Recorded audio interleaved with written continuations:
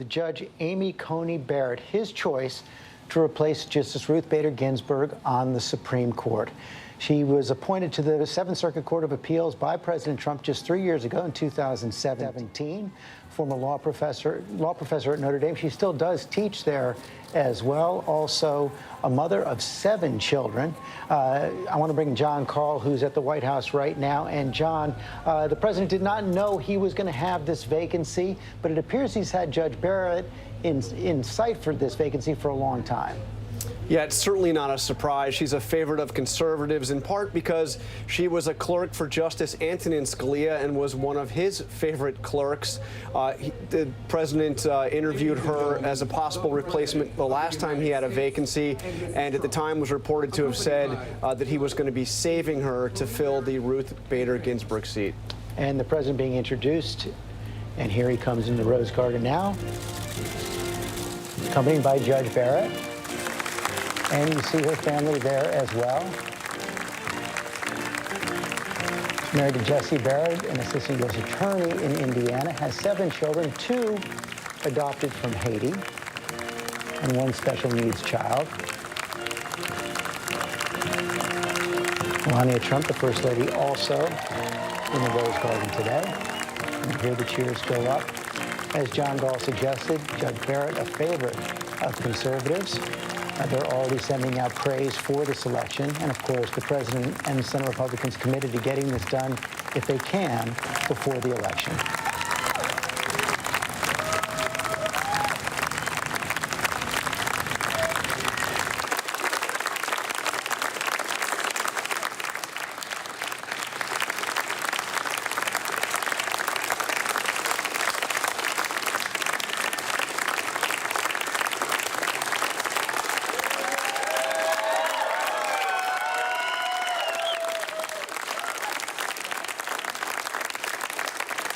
Thank you very much.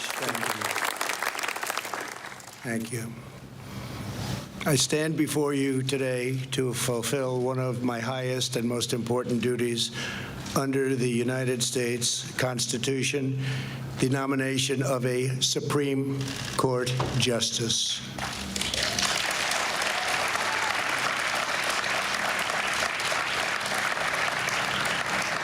This is my 3rd such nomination, after Justice Gorsuch and Justice Kavanaugh, and it is a very proud moment indeed. Over the past week, our nation has mourned the loss of a true American legend. Justice Ruth Bader Ginsburg was a legal giant and a pioneer for women. Her extraordinary life and legacy will inspire Americans for generations to come. Now we gather in the Rose Garden to continue our never-ending task of ensuring equal justice and preserving the impartial rule of law. Today it is my honor to nominate one of our nation's most brilliant and gifted legal minds to the Supreme Court. She is a woman of unparalleled achievement, towering intellect, sterling credentials, and unyielding loyalty to the Constitution, Judge Amy Coney Barrett.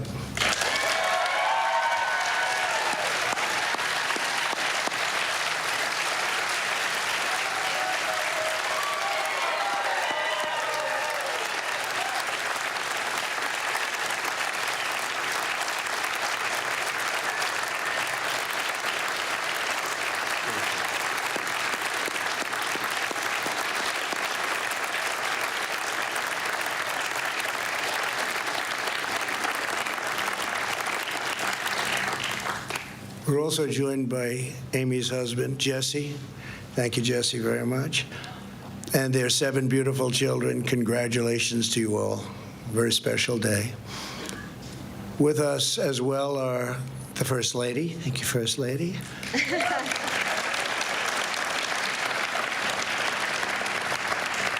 Along with Vice President Mike Pence and his amazing wife, Karen. Thank you very much, Karen.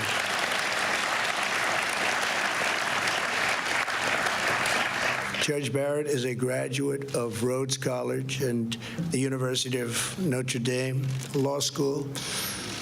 At Notre Dame, she earned a full academic scholarship, served as the executive editor of the Law Review, graduated first in her class, and received the Law School's award for the best record of scholarship and achievement.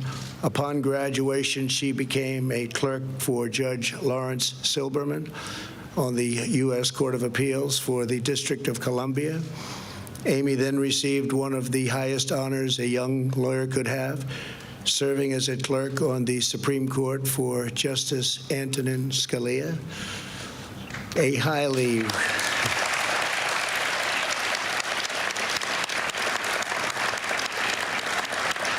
very highly respected law professor at Notre Dame wrote to Justice Scalia with a one-sentence recommendation: Amy Coney is the best student I ever had. That's pretty good. Justice Scalia hired her shortly thereafter, and we are honored to have his wonderful wife, Maureen. Where is Maureen? Maureen Scalia with us today. Thank you. And our great Secretary of Labor. Thank you very much. Thank you, Mr. Secretary.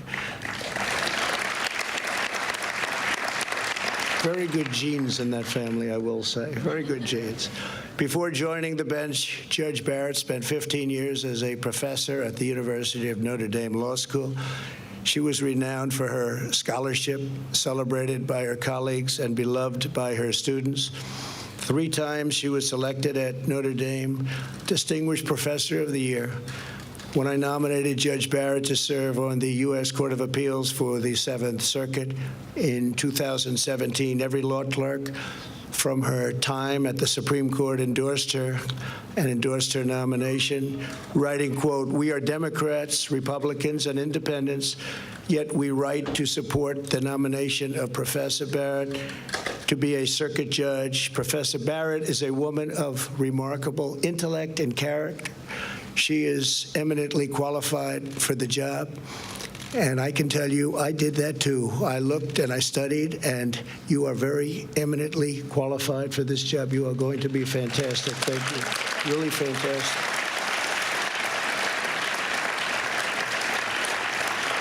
The entire Notre Dame law facility and faculty, everybody at that school also, we got so many letters, also wrote letters of support of Amy's nomination to the 7th Circuit. They wrote, in effect, despite our differences, we unanimously agree that our constitutional system depends upon an independent judiciary staffed by talented people, devoted to the fair and impartial administration of the rule of law, and we unanimously agree that Amy is such a person. For the last 3 years, Judge Barrett has served with immense distinction on the federal bench. Amy is more than a stellar scholar and judge. She's also a profoundly devoted mother. Her family is a core part of who Amy is. She opened her home and her heart and adopted 2 beautiful children from Haiti. Her incredible bond with her youngest child, a son with Down syndrome, is a true inspiration. If confirmed, Justice Barrett will make history as the first mother of school-aged children ever to serve on the U.S. Supreme Court. That's good.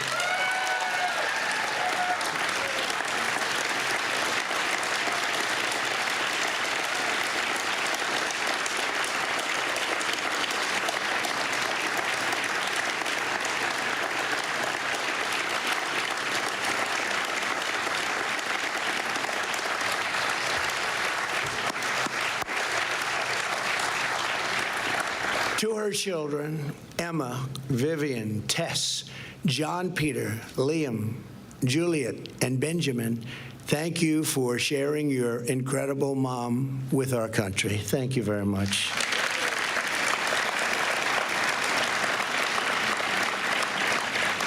Amy Coney Barrett will decide cases based on the text of the Constitution as written. As Amy has said, being a judge takes courage, You are not there to decide cases as you may prefer. You are there to do your duty and to follow the law wherever it may take you. That is exactly what Judge Barrett will do on the U.S. Supreme Court.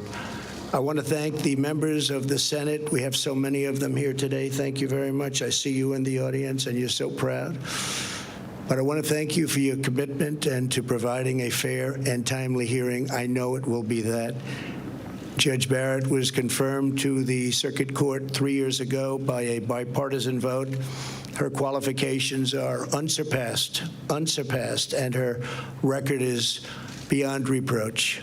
This should be a straightforward and prompt confirmation. Should be very easy. Good luck. It's going to be very quick. I'm sure it'll be extremely non-controversial. We said that the last time, didn't we? Well, thank you all very much, and thank you for being here. That's really great. Thank you. Thank you. I further urge all members of the other side of the aisle to provide Judge Barrett with the respectful and dignified hearing that she deserves, and frankly, that our country deserves. I urge lawmakers and members of the media to refrain from personal or partisan attacks, and the stakes for our country are incredibly high. Rulings that the Supreme Court will issue in the coming years will decide the survival of our Second Amendment, our religious liberty, our public safety, and so much more. To maintain security, liberty, and prosperity, we must preserve our priceless heritage of a nation of laws, and there is no one better to do that than Amy Coney Barrett. Law and order is the foundation of the American system of justice. No matter the issue, no matter the case before her, I am supremely confident that Judge Barrett will issue rulings based solely upon a fair reading of the law. She will defend the sacred principle of equal justice for citizens of every race, color, religion, and creed. Congratulations again to Judge Barrett. I know that you will make our country very, very proud. Please, Amy, say a few words. Thank you very much. Congratulations. Congratulations.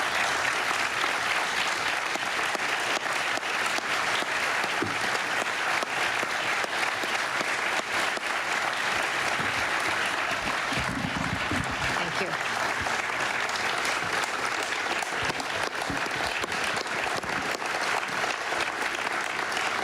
Thank you very much, Mr. President. I am deeply honored by the confidence that you have placed in me. And I am so grateful to you and the First Lady, to the Vice President and the Second Lady, and to so many others here for your kindness on this rather overwhelming occasion. I fully understand that this is a momentous decision for a president. And if the Senate does me the honor of confirming me, I pledge to discharge the responsibilities of this job to the very best of my ability. I love the United States, and I love the United States Constitution. I am truly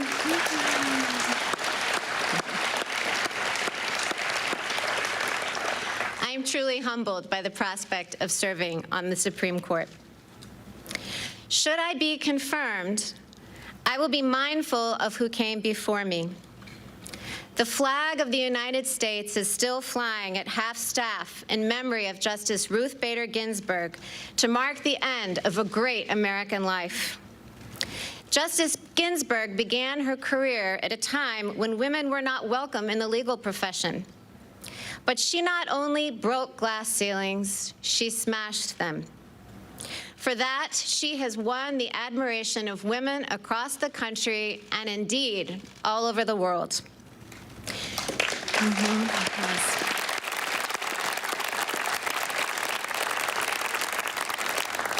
She was a woman of enormous talent and consequence, and her life of public service serves as an example to us all.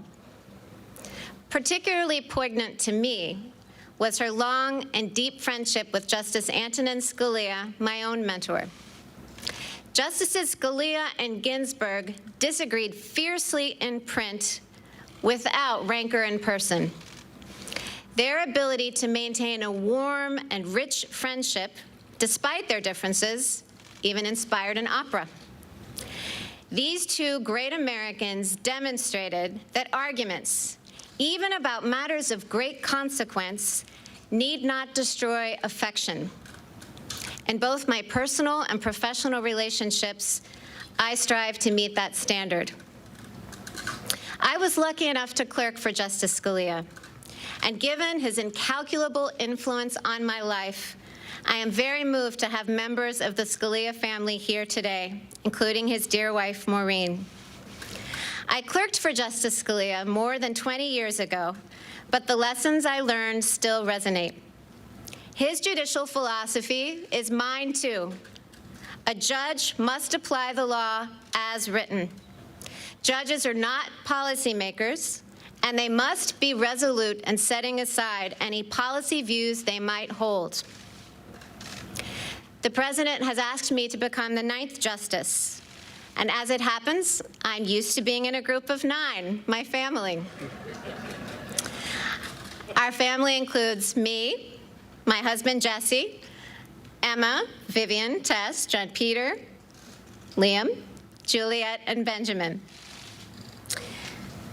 Vivian and John Peter, as the President said, were born in Haiti, and they came to us 5 years apart when they were very young.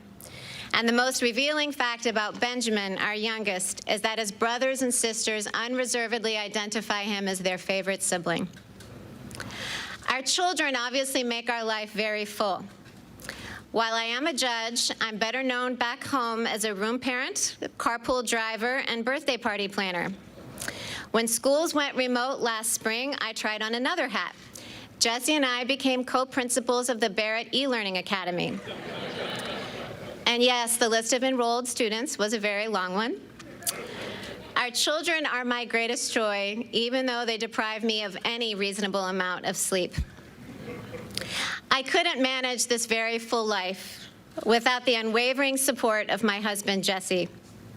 At the start of our marriage, I imagined that we would run our household as partners. As it has turned out, Jesse does far more than his share of the work. To my chagrin, I learned at dinner recently that my children consider him to be the better cook. For 21 years, Jesse has asked me every single morning what he can do for me that day. And though I almost always say nothing, he still finds ways to take things off my plate. And that's not because he has a lot of free time. He has a busy law practice. It's because he is a superb and generous husband, and I am very fortunate. Jesse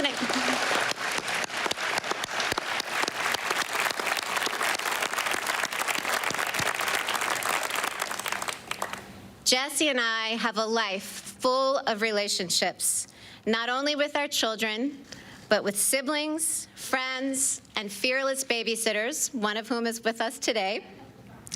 I am particularly grateful to my parents, Mike and Linda Coney. I have spent the bulk of my adulthood as a Midwesterner, but I grew up in their New Orleans home. And as my brother and sisters can also attest, Mom and Dad's generosity extends not only to us, but to more people than any of us could count. They are an inspiration. It is important at a moment like this to acknowledge family and friends. But this evening, I also want to acknowledge you, my fellow Americans. The President has nominated me to serve on the United States Supreme Court, and that institution belongs to all of us. If confirmed, I would not assume that role for the sake of those in my own circle, and certainly not for my own sake. I would assume this role to serve you. I would discharge the judicial oath, which requires me to administer justice without respect to persons, do equal right to the poor and rich, and faithfully and impartially discharge my duties under the United States Constitution. I have no illusions that the road ahead of me will be easy, either for the short term or the long haul. I never imagined that I would find myself in this position, But now that I am, I assure you that I will meet the challenge with both humility and courage. Members of the United States Senate, I look forward to working with you during the confirmation process, and I will do my very best to demonstrate that I am worthy of your support. Thank you.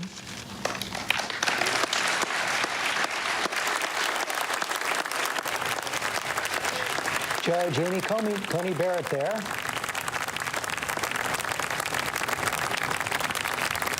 With a tribute to the justice she replaced, Ruth Bader Ginsburg, to the justice she clerked for, Antonin Scalia, her family and her friends, and a promise to serve the American people. I want to acknowledge Attorney General Bill Barr. Bill, thank you very much for being here. Chief of Staff, thank you very much. Chief, you're doing a great job. And all of the senators, please, we really appreciate it. And I know you're going to have a busy couple of weeks, but I think it's going to be easier than you might think. So thank you very much for being here. Thank you all. Thank you all very much. Thank you. Congratulations, Amy. President Trump saying that this confirmation process could be easier than the Senate's think. It is already shaping up to be a fierce battle, an unprecedented battle just over 5 weeks before Election Day. No Supreme Court justice has ever been confirmed this close to an election in an election year. And of course, 4 years ago, Republicans refused to even give a hearing to President Obama's a choice for the Supreme Court vacancy of Justice Scalia when he died in February of 2016. I want to bring in Mary Bruce, our senior congressional correspondent. A chorus of praise already from Senate Republicans, criticism from Democrats, including Joe Biden, who's said that Judge Barrett could be a threat to the Affordable Care Act, also says it shouldn't even be voted on until after the election, and several Democratic senators saying this is an illegitimate sham process. George, it is clear already from the initial statements rolling in why this is going to be such a bitter partisan fight. And this is also going to be a fight that is going to move very quickly. We have learned that confirmation hearings are expected to start on October 12th. That sets you up for a final vote on the Senate floor just days before the election. As you said, we have never before in our nation's history seen a confirmation fight this close to an election. And it is going to be a bitter partisan fight, but there is very little the Democrats can do. They are aware of that. And right now, it is all but certain that Republicans will have the votes to confirm her. The president has made clear he in many ways is relishing this fight. He does think that this will help energize his base in these final weeks before the election. And also he has been very blunt in saying part of the reason he wants this done by Election Day is in case the election is contested and it does end up in the Supreme Court. Democrats that I have talked with are clear-eyed. They know they have very little power here. In that case, what they're going to focus on instead are the issues at stake like health care, George. And John Carl, our chief White House correspondent, Judge Barrett making it clear where she stands right now. She says his judicial philosophy, speaking of Antonin Scalia, is mine. That's a clear signal to conservatives. She would lock in a conservative majority on the Supreme Court if confirmed. But one of the big questions is, will this put the Senate majority for Republicans at risk, this battle? The Senate majority, clearly something already at risk, George, and one reason that you see the Republicans pushing so quickly to get a confirmation before the election is that this is an election that could end the Republican majority, raising the possibility of a lame duck confirmation with a not just a lame duck president potentially, but a lame duck Senate. So this will be an immense political battle over the coming weeks. John Carl, thanks very much. The battle just beginning a little over 5 weeks before Election Day. We're going to have much more on this tomorrow, on This Week. Have a good afternoon. This has been a special. The anticipation, the expectations, the stakes couldn't be higher.